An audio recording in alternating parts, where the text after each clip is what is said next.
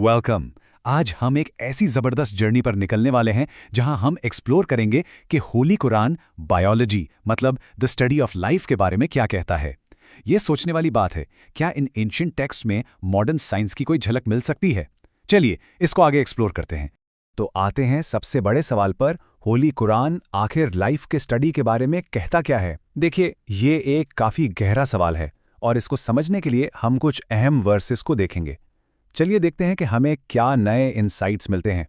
Okay, तो आगे बढ़ने से पहले एक नज़र डालते हैं कि हम क्या क्या कवर करने वाले हैं। सबसे पहले हम बात करेंगे लाइफ के कॉमन ओरिजिन यानी वाटर के बारे में। फिर हम देखेंगे the creation of human kind और उसके बाद आएगा एनिमल किंगडम का क्लासिफिकेशन। फिर एक छोटा सा नॉलेज चेक होगा और आखिर में हम सब कुछ एक समरी में देखेंगे। तो शुरू करें। Right, so let's jump into our first section, life's common origin, water. सबसे पहले हम उस फंडामेंटल चीज़ की बात करेंगे जहां से इस टेक्स्ट के मुताबिक हर जिंदा चीज़ की शुरुआत हुई। So let's talk about the common beginning of all life.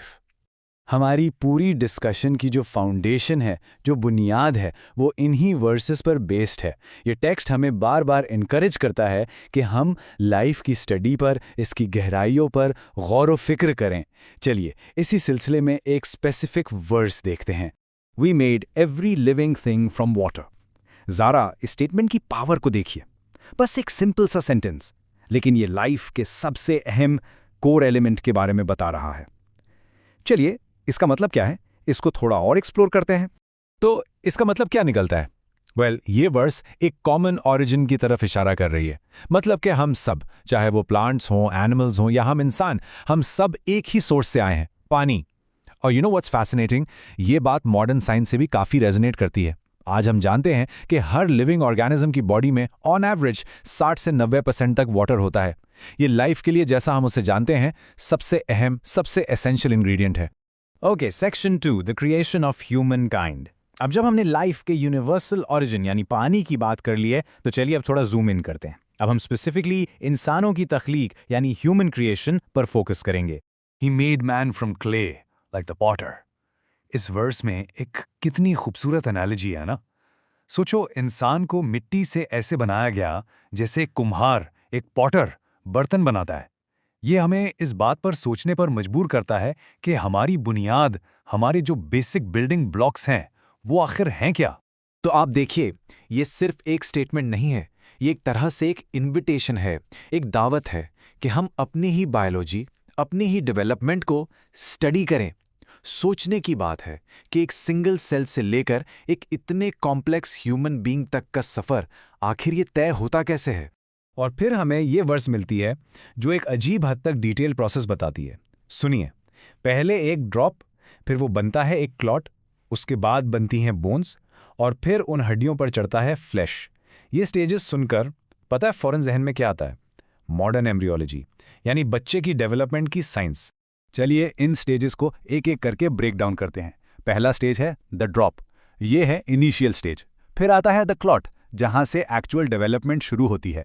उसके बाद द लिटिल लंप, फिर उससे बोन्स बनती हैं और आखिर में फ्लैश उन्हें कवर कर लेती है। ये एक proper step by step progression है जो क्रिएशन के पूरे प्रोसेस को हाईलाइट करता है। Okay, next up section 3, classifying the animal kingdom. अब जब हमने इंसानों की क्रिएशन को देखा, तो चलिए अब वापस जूम आउट करते हैं और पूरे एनिमल किंगडम की डाइवर्सिटी पर नजर डालते हैं। ये टेक्स्ट इस इतने बड़े किंगडम को आखिर क्लासिफाई करता कैसे है, चलिए पता लगाते हैं। इस वर्स में अगर आप गौर करें तो दो बहुत अहम बातें हैं।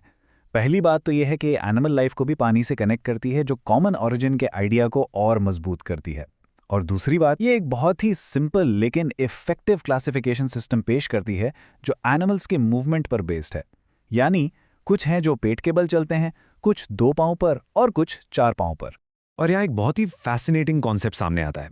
देखिए, एक तरफ तो है कॉमन ओरिजिन, सब पानी से बने, और दूसरी तरफ है डाइवर्सिफिकेशन, फिजिकल ट्रेड्स के हिसाब से अलग अलग ग्रुप्स। ये एक तरह से एवोल्यूशन के बेसिक आइडिया से मिलता जुलता लगता है ना। मतलब लाइफ पानी में शुरू हुई और फिर अलग अलग स्पीशीज ने जमीन पर जिंदा रहने के लिए लिम्स यानी हाथ पांव डेवलप किए। चलिए अब इन कैटेगरीज को कुछ रियल वर्ल्ड एग्जाम्पल से समझते हैं ताकि बात और क्लियर हो जाए। तो क्रीप ऑन बेलीज यानी पेट के बल रेंगने वाले, इसमें आते हैं स्नेक्स और वर्म्स। फिर है वॉक ऑन 2 लेग्स, बाइपीडल एनिमल्स जैसे हम इंसान और बर्ड्स। और आखिर में वॉक ऑन 4 legs क्वाड्रूपेडल एनिमल्स जैसे कैट्स, डॉग्स और गाय भैंस। देखा, ये सिंपल सा क्लासिफिकेशन सिस्टम हमें अपने आसपास की दुनिया को ऑब्जर्व करने का एक बिल्कुल नया पर्सपेक्टिव देता है। अच्छा जी, अब आते हैं हमारे 4th सेक्शन पर, क्विक नॉलेज चेक। हमने अभी तक काफी कुछ कवर कर लिया है, तो अब वक्त है ये देखने का कि आपको कितना याद है। चलिए एक छोटा सा टेस्ट हो जाए कुछ सवालों के साथ। रेडी हैं आप? सवाल नंबर 1, क्वेश्चन 1। अकॉर्डिंग टू सूरा अल अंबिया, what is the common origin of all living things? सोच लिया? The answer is water. बिल्कुल आसान जवाब है पानी। आपको वो वर्स तो याद ही होगी, we made every living thing from water. Okay, question number 2. Which surah describes the creation of man from clay like the potter? Torah Sochia. And the answer is Surah Al-Rahman. ये वही सूरा है जहां इंसान के मटेरियल ओरिजिन यानी मिट्टी से बनने पर जोर दिया गया है। और ये रहा आखिरी सवाल। Name the 3 categories of animal movement mentioned in Surah Al-Nur. Come on, ये तो अभी किया है हमने। The 3 categories are creeping on their bellies, walking on 2 legs and walking on 4 legs. यानी पेट के बल चलने वाले, 2 पांव पर चलने वाले और 4 पांव पर चलने वाले। Great job!